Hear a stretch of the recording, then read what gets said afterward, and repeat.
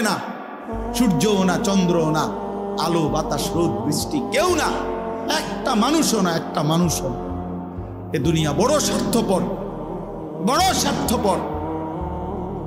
এজন্য বাপ আপনাদেরকেও বলি, যুবক তোমাদেরকেও বলি, তুমি নষ্ট হয়ে গেলে শেষ পর্যন্ত মনে রাখো তোমার জন্য কেউ থামবে না। আপনাদেরকে বলি বাবা, স্ত্রী সন্তানের জন্য যদি আপনি হারাম উপার্জন করে জীবনটা শেষ করছেন, কোনোদিন পাবেনও নাই। সুদের টাকা, কিস্তির টাকা, হারামের টাকা, ওজনে কম দেওয়া, ধোকাবাজি, প্রতারণা করা উপার্জন করা দরকার ছিল না। আমনের কলজার মধ্যে শয়তানে বসায় দিছে যে বউ বাচ্চার লাগে এগুলা করতেছো, করো না রে বাপ, খোদার কসম এরা মনে রাখবে না, এরা মনে রাখবে না, এরা কোনোদিন বলবে না, এরা মনে রাখবে। দুপুরবেলা জানাজা হইছে, আসরের পরে জানাজা হইছে, কানছে 2 ঘন্টা 4 ঘন্টা, জি পুত নাতি নাতনি স্ত্রী সন্তান। ওই দিনকেই এশার নামাজের পরে দেখা যাবে এরা সবাই পাশের বাড়ির থেকে ভাত তরকারি রাঁধে আনছে, এরা খানা খাইতেছে, এরা গোশত খায়, মাছ খায়, ডাল খায়, সবই খাইতেছে। এরা না কানছে অনেক, ওই কানছে আর কি। এই জন্য আমি নিজেকে বরবাদ করে, আমার কবর, আমার আখিরাতকে নষ্ট করে আমি আমার স্ত্রী সন্তানকে হারাম খাওয়াইতে হবে, খোদার কসম এটা কোনো মুমিন করতে পারে, কোনো মুমিন করতে পারে। আমার ছেলে কোনোদিন 1 ওয়াক্ত ফজরের নামাজ পড়বে না, আর এমন জানোয়ারের জন্য আমি কামাই করুম, কমপক্ষে আমি আনিস এমন বেকুব না। তার লগে আমার আগে বুঝাপড়া করা দরকার। তুই মুসলমানের বাচ্চা কিনা আগে এটা বল, তুই ইমানদারের সন্তান কিনা বল বেটা। যদি তুই মুসলমানের বাচ্চা হস, আমি তোর জন্য মাথার ঘাম পায়ে ফেলে কামাই করমু, আমার এই কষ্টের উপার্জনের কিনা ফ্যান, খাট, পালং, সোফা, ফার্নিচার, বাজার সদাই, আর তুই বেঈমান সারা রাত মোবাইলে নারী দেখবি, ছবি দেখবি, কোনোদিন ফজরের নামাজ পড়বি না, এমন জানোয়ারের জন্যই আমি কামাই করলাম না। এমন হাইওয়ানের জন্য কামাই করতে বলছে কে? যার কপালে সেজদা নাই অত মানুষ না। এখানে আছে, দেখেন আপনি, আল্লাহ তাআলা বলছে সবচেয়ে নিকৃষ্ট মানুষ সে যে নামাজ নষ্ট করে। ফাখালাফা মিন বাদিহিম খালফুন, প্রত্যেক প্রজন্মের নিকৃষ্ট কারা? আল্লাহ বলেন আদাউস সালাহ, যারা তাদের নামাজকে নষ্ট করে দেয়। এখানে তাফসীরের মধ্যে লিখছে, অর্থ হইল যারা নামাজ ছেড়ে দেয় তারা না, বরং যারা নামাজ পড়ে কিন্তু নষ্ট করে। অর্থ হইল 3টা। 1, যে ব্যক্তি নামাজ পড়ে কিন্তু সবসময় বিলম্ব করে, যথাসময়ে নামাজ পড়ে না। 2, যে নামাজ পড়ে কিন্তু নামাজের ফরজ, ওয়াজিব, রুকু, সেজদা, তাসবিহ এগুলো ঠিক মতো আদায় করে না। 3, যে নামাজ পড়ে কিন্তু নিয়মিত জামাত ত্যাগ করে, মানে নামাজের জামাতে পড়ে না। এই ব্যক্তিকে বলা হয়েছে সে নামাজ নষ্ট করে, সে নিকৃষ্ট মানুষ। তাইলে যে নামাজই পড়ে না সে কি? সে কোনো আইটেমের মধ্যেই নেই। না, হে কোনো আইটেম নাই, হয় কোনো কি প্রকারের মধ্যেই নাই, ওর আলাদা কোনো প্রকারে নাই। বেনামাজির কোনো পরিচয়ই নাই, বেনামাজি কোনো মানুষের কাতারে না, বেনামাজি কোনো ইনসানে না। বেনামাজি কাল আনআম, চতুষ্প জন্তুর মতো, অথবা তার চাইতে নিকৃষ্ট। উপরে উঠার কোনো সুযোগ নেই। গরুর চাইতে উপরে যাইতে পারবে না সে, ছাগলের চাইতে উপরে কোনো মর্যাদা তার নাই, কুকুর বিড়ালের চাইতে বড় কোনো মর্যাদা তার নাই। আর যদি বেশি নামাইতে হয় তো এর চাইতে নামাইতে হবে, উপরের দিকে যাই। হ্যাঁ, এই জন্য বাপ, তোমরা ছেলেরা আলাদাভাবে তোমরাও ভাবা দরকার। আর অভিভাবক যে কয়জন আছেন সামনে, আপনাদেরও ভাবা দরকার আপনার জীবনের উপার্জন কি। ভাত মিললে মিলবে, পানি মিললে মিলবে, সেটা আপনার মর্জি, দিলে দিবেন, না দিলে না দিবেন, খাওয়াইলে খাওয়াইবেন, পান করাইলে করাইবেন। তো রব্বানা লিয়ুকিমুস সালাহ, তারা যেন নামাজ আদায় করে, নামাজ আদায় করে। এক সন্তানের জন্য বাবার প্রথম চাওয়া তার নামাজ, এক স্ত্রীর জন্য স্বামীর প্রথম চাওয়া নামাজ, এক মেয়ের জন্য বাবা মার প্রথম চাওয়া তার নামাজ, তার সিজদা, তার পর্দা, তার আখিরাত। কারণ আমরা মুসলমান, আমরা বেঈমান না, আমরা দুনিয়াদার না, আমাদের গন্তব্য আখিরাত। আজ যদি আমরা মুসলমান ভুলে যাই আখিরাত, তো আখিরাত মনে রাখবে কে? হিন্দু বৌদ্ধরা, ইহুদি খ্রিস্টানরা? ওরা তো বুঝেই না কিছু। আল্লাহ তো কোরআনে বারবার বলছে ওরা বোকা, আহম্মক, লা ইয়াকিলুন, লা ইয়াফকাহুন। কোরআন সুন্নাহ বিহীন, তারা তো দলালিম মুবিন, স্পষ্ট গোমরা। তা আল্লাহ তাআলা বলছে, মুমিন, আমি তোমাকে ঈমান দিলাম, নবী রাসূল দিলাম, আমার আসমানি কিতাব দিলাম, যুগে যুগে বুঝাইবার জন্য উলামা কেরাম দিলাম, তারপরও কথা রাইলা কেন? এই কয়জন ছেলে পেলে বাবা, তোমরাই বলো ভাই, কিসের অভাবে নামাজের গুরুত্ব বুঝলা না? কি আল্লাহ চেনো নাই, না রসুলের নাম শোনো নাই, নাকি কোনো আলেমের মুখে কোনোদিন শোনো নাই, না কোরআন শরীফ কোনোদিন দেখো নাই, নাকি কোনো মসজিদ দেখো নাই জীবনে কোনোদিন, নাকি কোনো আজান শোনো নাই কোনোদিন? কিসের অভাবে হারায় গেলা যারা নামাজ পড়ো না? বাপ, একটা যুক্তি তো থাকবে, হুজুর আমি এমন মরুভূমিতে ছিলাম যেখানে কোনো মানুষ ছিল না, যার কারণে আমি আল্লাহ চিনি নাই, আখেরাত চিনি নাই। আমি এমন পাহাড়ের গভীরে ছিলাম, আমি এমন সাগরের তলদেশে ছিলাম যেখানে কোনোদিন আজান শুনি নাই, যেখানে কোনোদিন কারো কাছ থেকে আল্লাহর পরিচয় শুনি নাই। চারিদিকে এত মসজিদ, এত মাদ্রাসা, এত উলামা, এত টুপি, এত আজান, তারপরেও তোমরা যারা বাবা দিনের পর দিন নামাজ পড়ো না, কিসের অভাব? কি যুক্তিতে? আল্লাহর সাথে বোঝাপড়াটা কি হবে? রাসূলুল্লাহ সাল্লাল্লাহু আলাইহি সাল্লামের সুপারিশ কেমনে হবে?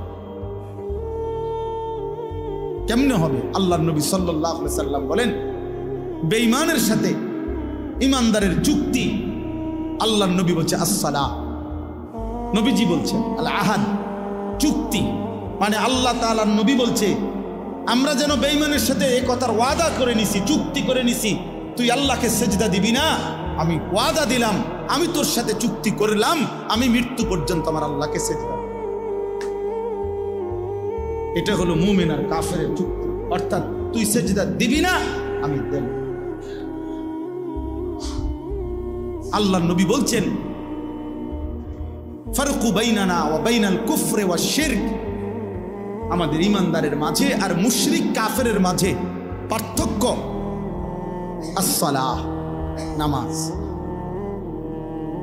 নামাজ, ইমানদার সেজদা দেয়, নামাজ পড়ে, মুশরিক বেঈমান নামাজ পড়েন। নবীজি সাল্লাল্লাহু আলাইহি সাল্লাম বলেছেন, মান তারাকা সালাতাম মুতাআম্মিদান ফাকাদ কাফারা, যে ইচ্ছে করে নামাজ ছেড়ে দিল সে কুফরি করল। খোদার কসম বাপ, তো রাসূলুল্লাহ সাল্লাল্লাহু আলাইহি সাল্লামের হাদিস। তুমি যদি দুই চার শব্দ পড়ালেখা করে কিছু বুঝো, আমরা তো পড়ালেখা করছি, আমরা বেকুব দেখে নি নামাজ পড়ি, আমরা বোকা দেখে নি হালাল খাইতে চেষ্টা করি। আহম্মক না, পড়ালেখা নাই আমগো, আমার তো সার্টিফিকেট আছে অনেকটি। কয়টা সার্টিফিকেট লাগবে? হ্যাঁ, এক পলিথিন সার্টিফিকেট হইব।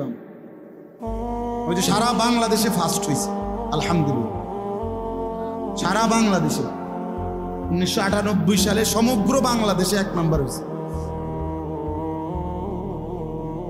আমার অনেক সার্টিফিকেট আছে, এটি কই আছে কইতেও পারি না, না তুই রাখছি।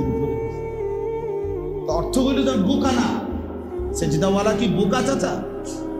ওরা কি ভাবছে, ওরা কি ভাবছে?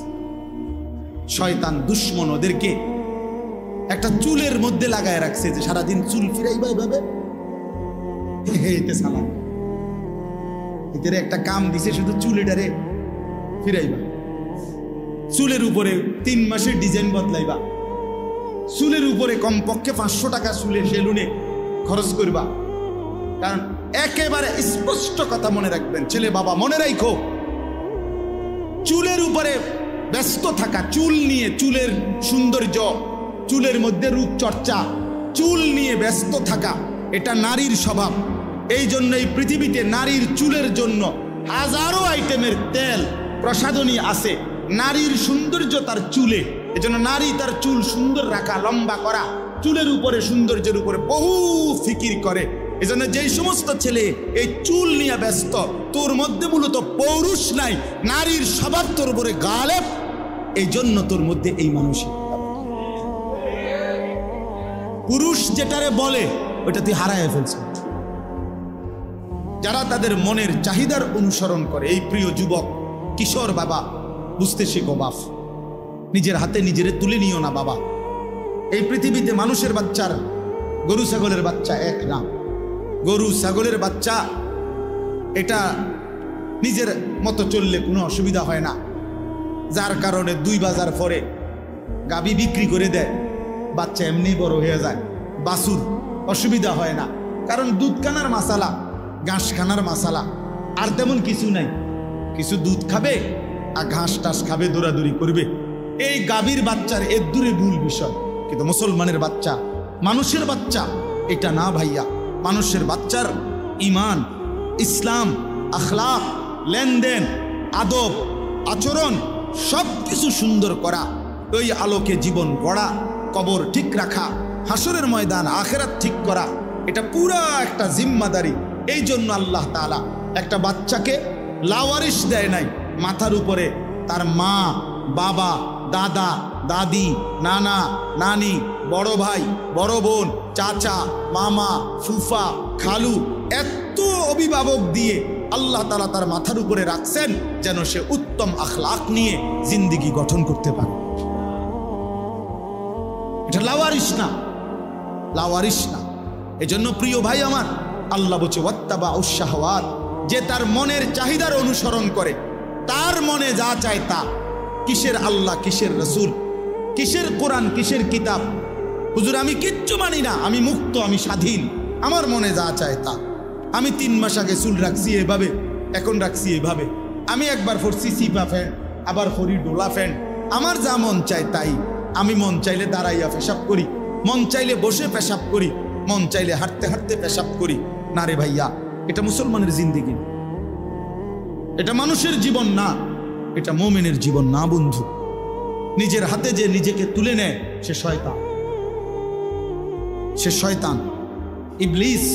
যেন ইবলিসের অপরাধের নাম কি? আনা আনা আনা আনা শব্দের অর্থ হলো আমি।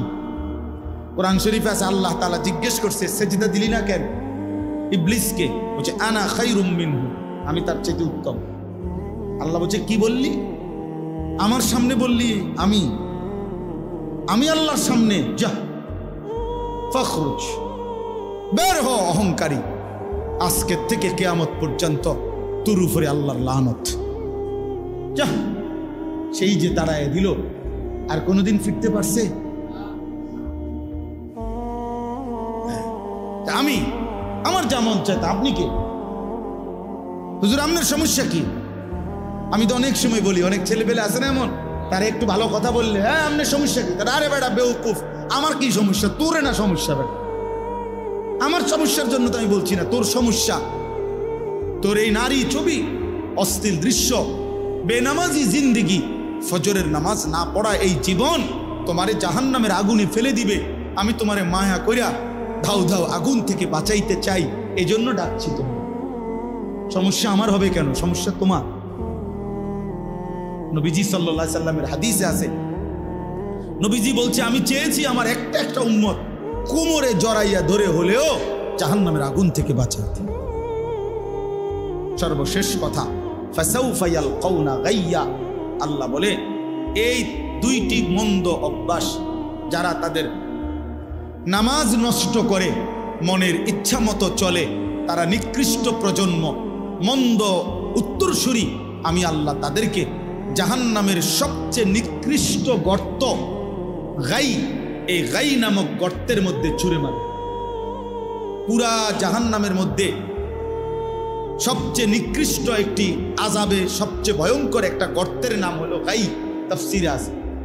আশ্চর্য কথা হলো, নবীজি বলছে এই জাহান্নামের ওই গুহাটা এতটা ভয়ঙ্কর, জাহান্নামের বাকি অংশ আল্লাহর কাছে পানাহ চায় যে আল্লাহ, আমি জাহান্নামকেও ওই গর্তে ফেলিয়ে দেব।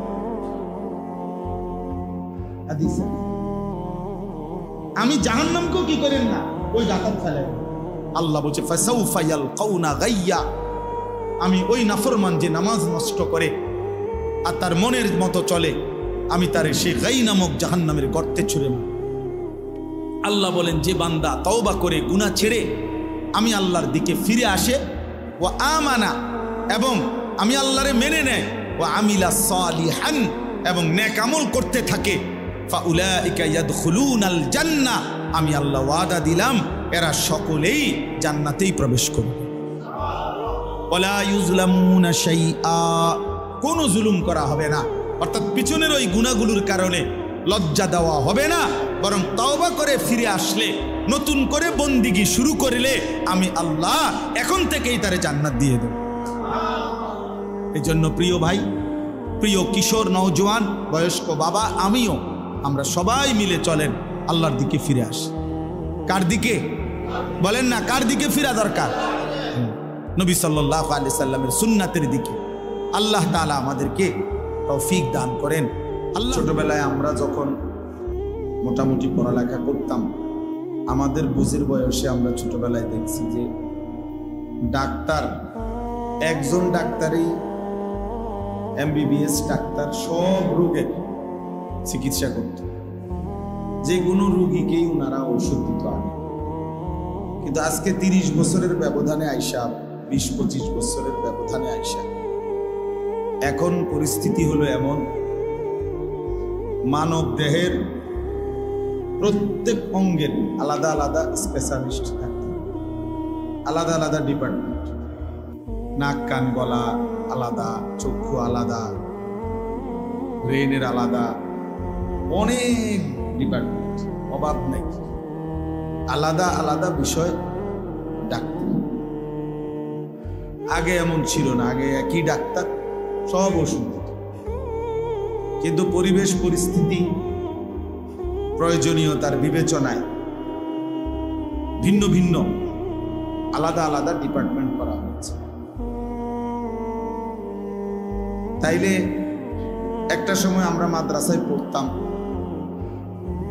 দেখা গেছে ছোটবেলাতেও দেখছি, নুরানিতে পড়তাম, তো এক ওস্তাদ সকাল থেকে নিয়ে রাত 10টা পর্যন্ত এই 10 জন, 20 জন, 30 জন বাচ্চাকে সব বিষয় উনি একাই পড়াইতেন।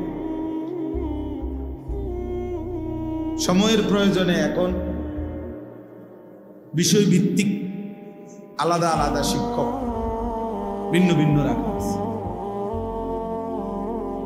তাইলে পরিবেশ পরিস্থিতি, প্রয়োজন বিবেচনায় একই বিষয়কে অনেক সময় ভাগ করা হয়, কাজটা যেন বেশি হয়, প্রয়োজন যেন বেশি পূরণ। আমাদের দেশে আলহামদুলিল্লাহ একটা সময় এলাকা 10 গ্রাম 5 গ্রাম মিলে ওয়াজ মাহফিল একটা বা দুইটাই হইত। 10 গ্রামে দেখা গেছে 5 গ্রাম মিললাম একটা মাহফিল। আমি এমন একটা মাহফিলেও গেছি, একবার 2-3 বারই গেছি ওইখানে, কিশোরগঞ্জের দিকে। ওনারা বলছে যে হুজুর, আমরা আশেপাশের মোট 10 উপজেলা মিলে এই একটা মাহফিলের আয়োজন, 10 গ্রাম না, 10টা উপজেলার লোক একসাথে হয়ে বিশাল মাহফিল। তাহলে এক সময় এমনটা ছিল। সময়ের প্রয়োজনে এখন এলাকা ভিত্তিক, মহল্লা ভিত্তিক বিভিন্ন প্রয়োজনে আলহামদুলিল্লাহ এখন অনেক মাহফিল আগের চাইতে 10 গুণ বেড়ে গেছে। প্রতিটা মসজিদওয়ালা মনে করে ওনাদের মসজিদের জন্য একটা বাৎসরিক মাহফিল করা দরকার, মাদ্রাসাওয়ালা মনে করে মাদ্রাসার জন্য একটা বাৎসরিক মাহফিল দরকার। কবরস্থানওয়ালারা মনে করে কবরবাসীদের রুহের মাগফিরাতের জন্য একটা মাহফিল করা দরকার। এরকম অনেকভাবে প্রবাসীরা মনে করে যে আমরা প্রবাসীদের উদ্যোগে একটা মাহফিল হওয়া দরকার। এরকম বিভিন্ন ভাবে আলহামদুলিল্লাহ অনেক মাহফিল এখন বেড়ে গেছে।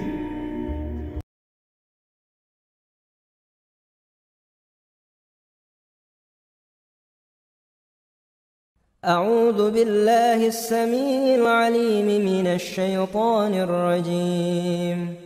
بسم الله الرحمن الرحيم.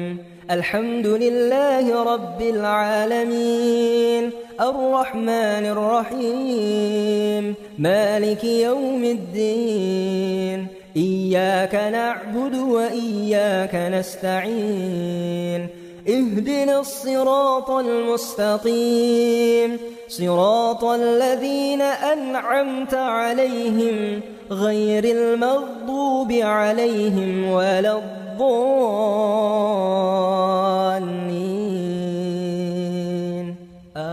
آمين.